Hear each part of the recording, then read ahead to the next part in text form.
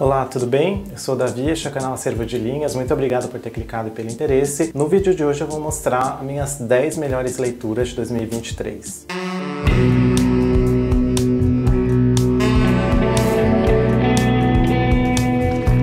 Antes da gente começar a listagem, é importante pontuar que a lista não segue uma ordem, começando do que eu menos gostei e terminando no que eu mais gostei. Eu montei uma ordenação baseada na data de leitura. Então, os primeiros livros que vão aparecer são os que eu li no começo do ano e os últimos são os que mais recentes, as leituras que eu fiz nas últimas semanas. Aqui na descrição eu vou deixar cada um dos links de compra, lembrando que se você comprar qualquer livro ou qualquer produto através de qualquer link que eu colocar na descrição, você vai ajudar o canal sem pagar mais por isso. Antes da gente começar a listagem, não esquece de se inscrever aqui no canal se você não tiver inscrição, de ativar as notificações, de comentar, de compartilhar esse vídeo. Começando a nossa listagem, eu queria destacar uma leitura de ficção científica que eu achei muito boa, que eu fiz esse ano, que se chama A Cidade e as Estrelas, do Arthur C. Clarke. Esse livro conta a história de uma cidade que fica praticamente sob uma redoma e existe uma crença ali entre os habitantes de que o mundo acabou, entre aspas, e que aquela é a última cidade do planeta. Então ninguém tem curiosidade de sair daquela cidade, de tentar ultrapassar o domo, porque, segundo as lendas, segundo dizem as pessoas, é só barbárie o que está do lado de fora. E o nosso protagonista resolve ver por seus próprios olhos o que aconteceu e se de fato não existe mais mundo. Uma leitura muito boa e um livro muito bem escrito, uma ótima entrada também para a ficção científica. O segundo livro a aparecer aqui na listagem é o Jazz, da Toni Morrison. Eu li o Jazz numa época em que eu estava relendo O Grande Gatsby, o clássico do Fitzgerald, e eu não pude deixar de notar como esses dois livros conversam. No Gatsby a gente tem um retrato de uma parte dos Estados Unidos pré-quebra da Bolsa de 29, uns Estados Unidos muito exuberante, com muita dança, com muita música, muito rico. No Jazz, da Toni, nós temos uma parte dos Estados Unidos que geralmente é esquecida por esse tipo de livro. Então são personagens pobres, são personagens que vivem em subúrbios, um outro lado da experiência do sonho americano, para aquelas pessoas que, entre aspas, o sonho não deu certo. Uma leitura muito boa, muito forte e muito recomendada também. Uma segunda ficção científica que me chamou muita atenção esse ano foi A Curva do Sonho, da Ursula Le Guin. Esse foi o segundo livro da Ursula Le Guin que eu li esse ano. O primeiro tinha sido A Mão Esquerda da Escuridão, que não funcionou tão bem comigo a partir da segunda metade, mas A Curva do Sonho realmente me pegou. Na Curva do Sonho a gente tem a história de um homem que consegue mudar a realidade a partir do que ele sonha. Então o que ele sonha numa noite vira realidade no mundo no dia seguinte. Ele vai procurar a ajuda de um médico, esse médico percebe que aquele paciente está falando a verdade, que não é nem louco, né? Percebe que aquilo é real. Esse médico começa a manipular os sonhos desse homem para moldar o mundo à sua maneira. Uma leitura muito boa que fala muito sobre como às vezes boas intenções ou bons projetos não necessariamente resultam em bons resultados no mundo real. Muito, muito, muito bom esse livro. Uma outra leitura que me marcou muito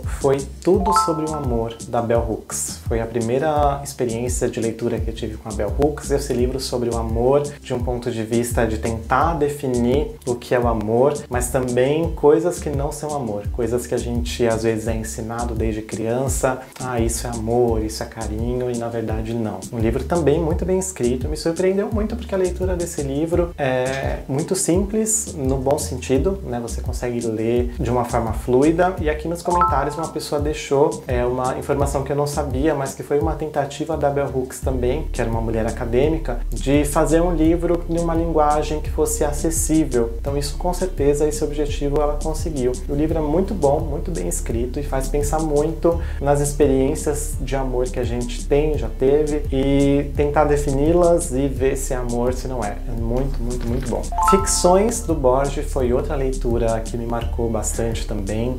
Fiquei muito pensativo em relação àqueles contos. São contos que você lê, não necessariamente você tem certeza se você entendeu tudo que tá ali, tudo que tá sendo dito. É aquele tipo de leitura que, quando você tá assim do nada, você lembra de algum aspecto do conto e pensa, putz, acho que é isso. É muito bom, é muito bem escrito, um clássico clássico aqui da América Latina, indispensável, essencial ler Jorge Luis Borges, e ficções pode ser uma boa porta de entrada se você nunca leu nada dele também. Indo para um quadrinho, O Segredo da Força Sobre-Humana, da Alison Bechdel, foi uma surpresa. Eu já tinha expectativa alta, porque eu já tinha lido dela Fan Home, um livro que já até apareceu aqui no canal. Esse livro, O Segredo da Força Sobre-Humana, é como se fosse uma autobiografia dela, só que do ponto de vista do exercício físico. Foi uma coisa que eu nunca vi, uma autobiografia sob esse ponto de vista, sob o prisma da atividade física. E ela vai se perguntando várias vezes ao longo do livro por que ela se propõe a fazer tantos exercícios, por que ela se propõe a cansar tanto o corpo.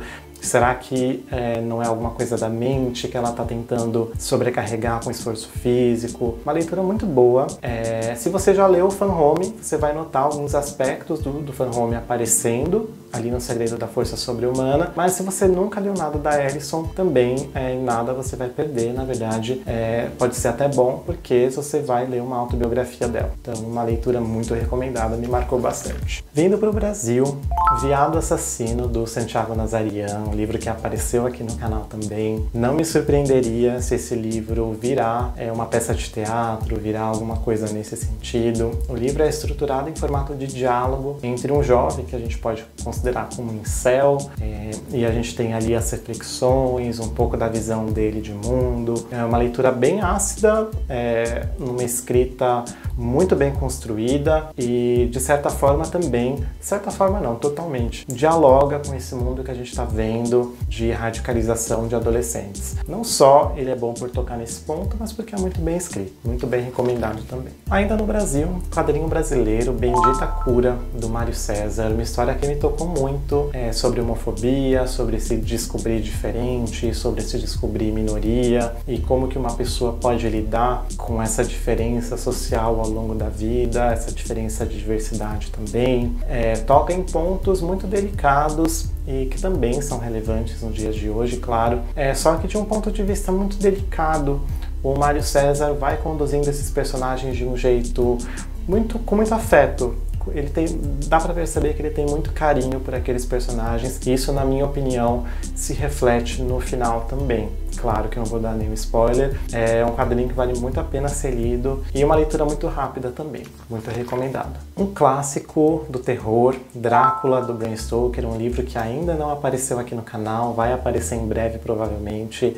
Me surpreendeu muito, porque todo mundo tem aquela imagem do vampiro muito enraizada no imaginário popular, até por conta dos filmes, né, na verdade, que trabalham sobre o tema do Drácula. Mas o que me surpreendeu muito, e era uma informação que eu não sabia, uma ignorância totalmente minha, mas é que o Drácula mal aparece no livro, que tem 600 páginas. Eu tô lendo uma edição da Penguin, muito bem traduzida, aliás, pelo Botelho, e o Drácula praticamente não aparece. Ele aparece só no comecinho do livro, mas assim, são 600 páginas que passam como se fossem 6. A gente vai acompanhando aqui o diário de vários personagens que já tiveram contato com Drácula direta ou indiretamente, e você simplesmente não consegue parar de ler. Eu me surpreendi muito com essa leitura. Se você ainda não leu Drácula, saiba que é uma leitura que pode demorar um pouco, por ser um livro longo, mas ao mesmo tempo acaba sendo uma leitura rápida porque ela prende. Então ela pode ser demorada pelo tamanho, mas se ela te pegar ali pela mão, vai ser rápida, pode confiar. Uma leitura muito, muito, muito boa. Por fim, o Americana, da Chimamanda, um livro que apareceu aqui no canal recentemente, de uma das autoras mais interessantes da atualidade, vindas do continente africano.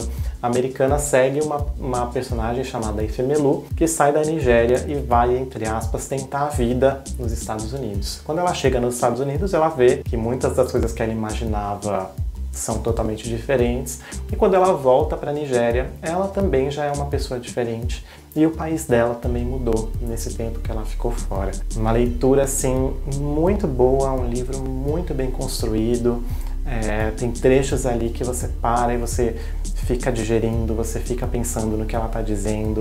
Muito, muito, muito bom.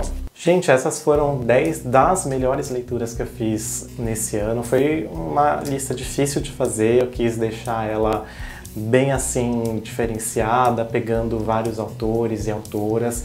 mas ficaram algumas coisas de fora ainda que eu li esse ano que foram muito boas, muito interessantes, mas essas foram as leituras que mais me chamaram a atenção.